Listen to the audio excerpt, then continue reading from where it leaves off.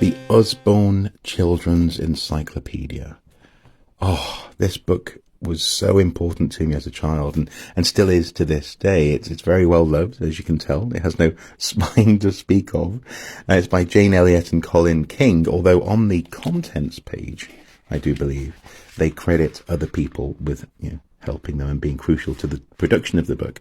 But this book was my introduction to so many crucial ideas and the gateway to curiosity about the world around you. What is this? How does it work? How do other people live? What, for example, is the time depth of human history? All of these things were in this book, and I was obsessed with it as a child. I loved the presentation of all these questions and answers. This character here, for example, of course she's interested in the lunar calendar. She's a witch, so she wants to know about the relationship between the the sun, the moon, and the earth. It's all there, and it's all beautifully rendered. And I was obsessed with this book as a child. I would not put it down. I took it everywhere with me, hence the lack of spine. And all these beautiful images encapsulating concepts in accessible ways were just crucial to me, absolutely crucial to my young mind forming. Look at that Stonehenge. But obviously we have this sort of geography, old ideas about the earth and the sky. Some sailors believed that to cross the world they had to sail through the fire zone. Crikey.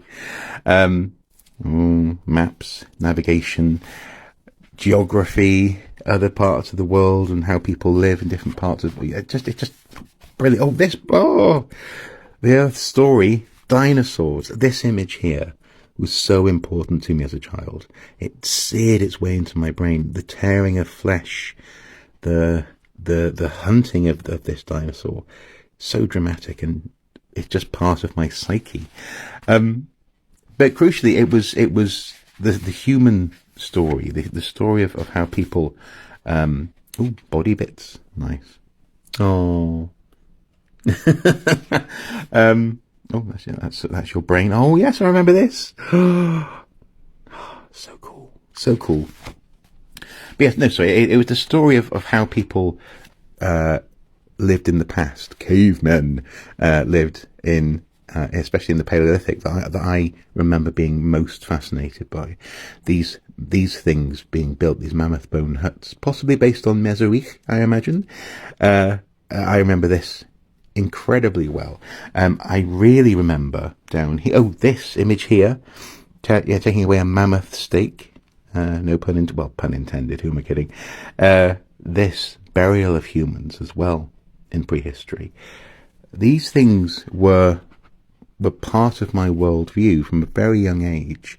And notice that as well, they're presenting how people live, for example, ancient Romans, in a holistic way. Yes, you have things like slavery and economic systems and meeting places.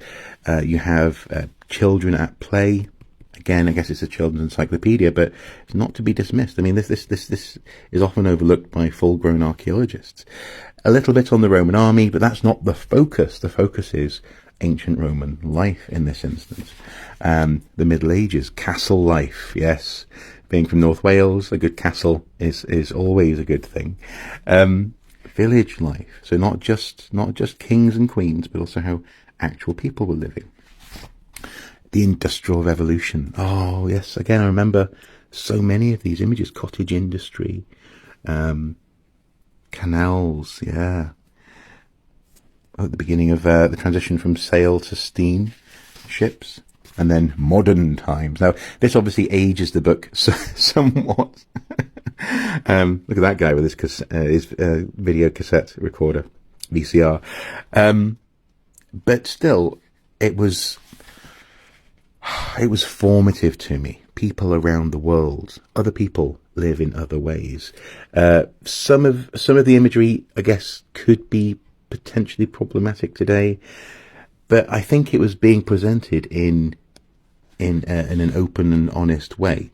Learning to speak. Usually, the first language a person learns to speak is called their mother tongue, and again, just presenting, talking about Mandarin and speaking China's official language.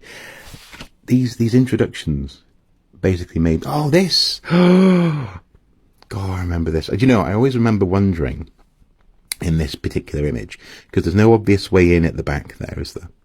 And if this is your way into this compound, how do you get through to the back? I remember that really freaking me out as a kid. I was like, how do they get in there? There's no door, you know. I think I imagined that there must be like a door that goes in here and then out into that second half there. But again, just crucial, so crucial to building academic curiosity, tolerance and interest in things that are different, not being things that are threatening, but rather things that will be and often can be extremely exciting. And the more you ask in terms of questions, the more answers come, and then more questions, and then more answers, and it just instilled such a love of learning that I will always be grateful to this book for doing that. Anyway, I'm rambling now. Oh no, you see, it's a very tired book. Actually, I've got some bookbinder's tape. I could probably fix this afternoon. I shall do that. Anyway, the Usborne Children's Encyclopedia, simply crucial to me, and I would highly recommend it. If you come across one in a charity shop, pick it up, because the images alone are worth the experience of flipping through this wonderful tome. Anyway, until next time, take care. Bye.